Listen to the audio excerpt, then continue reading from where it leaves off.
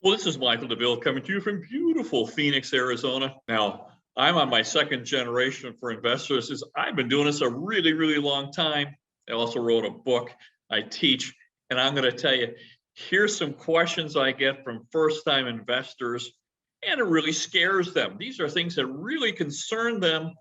Sometimes it prevents them from moving forward, and I want to alleviate some of these fears. So let's just talk about what we're talking about, because it's very, very real to a lot of these folks. They've never done this before.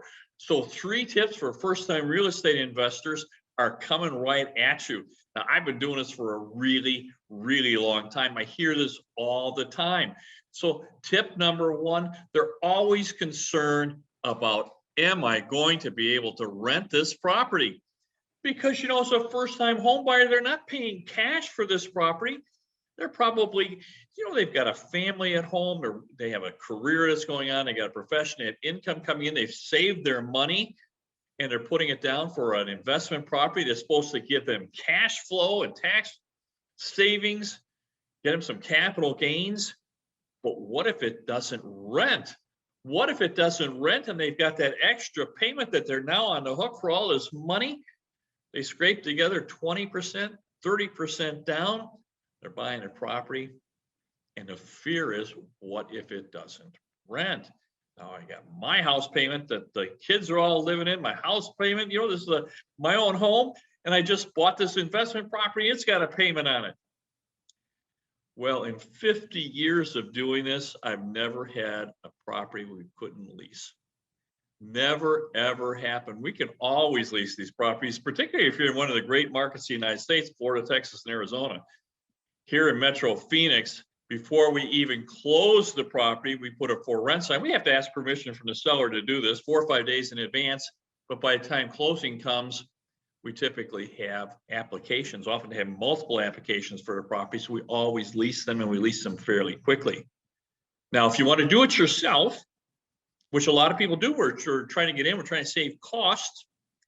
You want to make sure you do your homework on everything that you do. Now, we're in a digital world. All of the statistics and data is online. You can talk to your broker.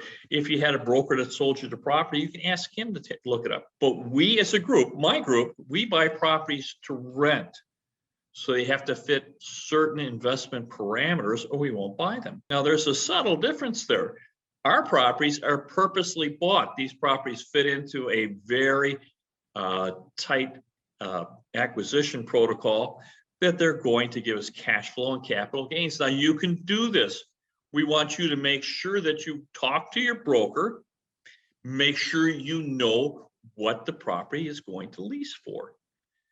Now, everybody knows what PITI is, and we probably have an HOA fee on top of that. But there's some other costs that are very real that are maybe a little more subtle. Things are going to break, so we need to escrow for that. You need to have a repair escrow. If your broker leases your property, they can't do it for free. So there's some kind of fee. So we have to put a cost of sales in. We also have vacancy factor, and vacancy factor is nothing more than a time when there's no one in the property and you are on the hook for those days. So we want to limit vacancy factor. Now, here in Phoenix, Arizona, we're probably down around 1 or 2%. We have vacancy factors very, very nominal. We have more tenants than we possibly have rentals for them, and it's just a very fortunate part of our investment horizon at the moment. Part of the cycle, but that can change. So you always need to be concerned about vacancy factor. Typically, it never gets more than 4 or 5%. In the great markets, it'd be very, very limited. But if your vacancy factor is starting to expand, it's taking longer and longer to rent the property, then you've probably mistaken the rental value. And you need to adjust that as quickly as you possibly can. So if the market is not confirming, so in other words, if you put the property on the market for $1,800 and no one responds, you're too high. You made a mistake. And we have a small window of opportunity here. We have to lease those properties within 2 or 3 weeks. We don't want to be suffering a month's worth of vacancy factor on a property. So it behooves us and you to rent these properties as quickly as you possibly can. That's where your homework comes in. You need to do really, really good professional homework to make sure that you hit the number immediately. You know, if it's worth 1,800, don't try and get 2,000, 2,100, 2,200 bucks for it. If the market's telling you $1,800, rent it for $1,800. Maybe you want to push the envelope to 1,850 or something. But if you can't get 1,850, reduce it right away, because you don't want to pay vacancy, because every day someone is not there is a day you lose. You can never get this back. So it's up to you to get done as quickly as you possibly can. Now, on top of that, we put a management figure in. Now, if you're doing this yourself, you won't have that management, but all of our properties, we have a very large property portfolio. All of those are under management. And of course, management takes care of a lot of other problems that you're just not going to have. But let's go on to number 2. And this, I hear this all the time. Tip number 1, is it going to actually rent? Yes, of course it's going to rent. We're going to rent this right away. You're not going to have 2 places that you're going to be responsible for payment. You're going to get a tenant in, a tenant's going to pay rent, and it's going to happen right away. The next thing I hear that this is really a concern for people is, what if something breaks? I've just taken all my money for the down payment. You know, I don't want to have to go into savings that we're putting for the kids' college or buying a new car, some furniture.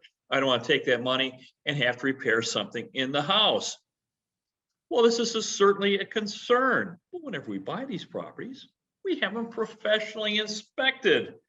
We make sure that we know exactly what it is we're buying. So not only are we purposely buying this for a rental, we're inspecting our purchase to make sure that it fits what we thought we had. We want to make sure that the roof is good, the hot water heater is good, the air conditioner is good. We want to see if there's the general repair of the property.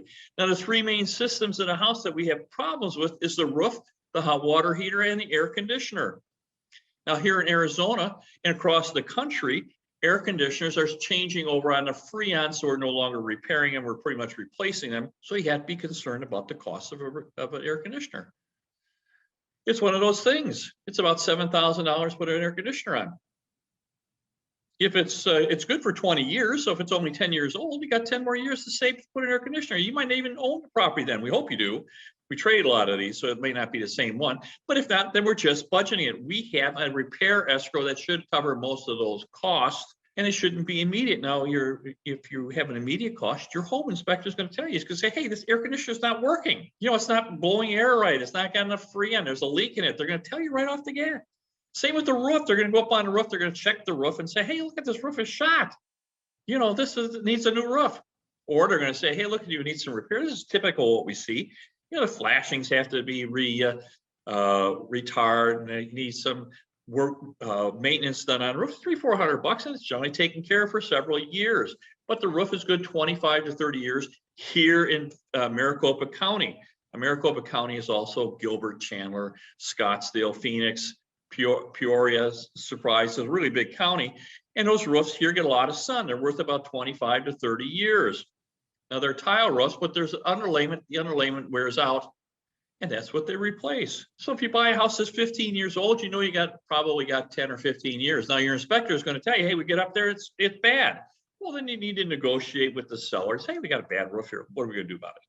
Typically, you can work something out, get this done.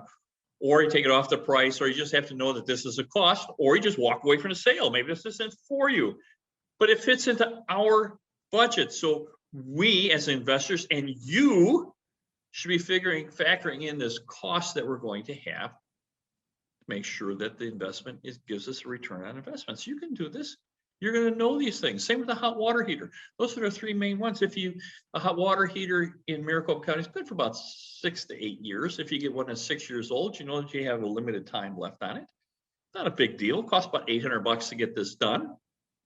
And you just, if we get it on a turnover and we see you have a 7-year-old hot water heater, it's got some corrosion on it, we just replace it so we don't have to do it while a tenant's there. It's just one of the costs. But those are the 3 big ones. Everything else just falls in place. And you can do this. Now, here's the other thing.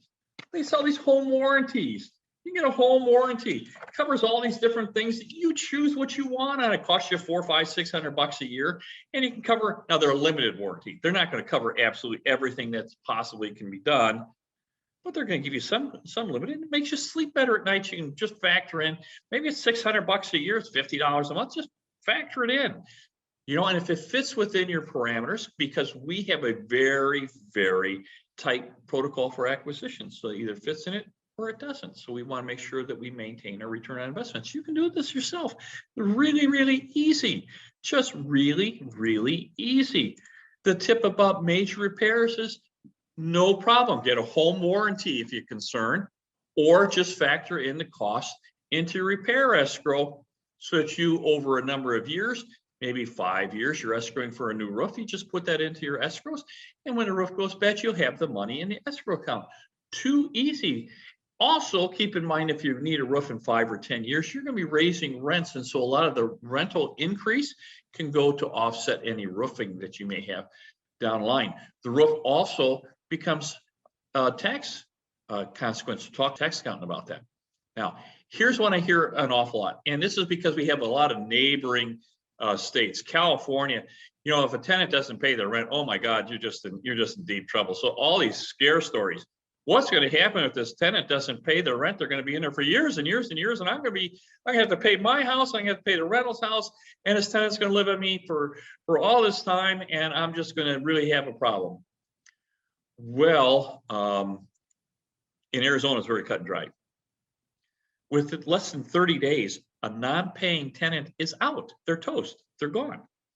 We have a landlord-tenant act here. It is just cut and dried. So my personal portfolio, again, I'm not going to tell you this is what you should do, but this is what I do. Rent is due the 1st. It's late the 2nd. On the 2nd, it starts incurring late charges.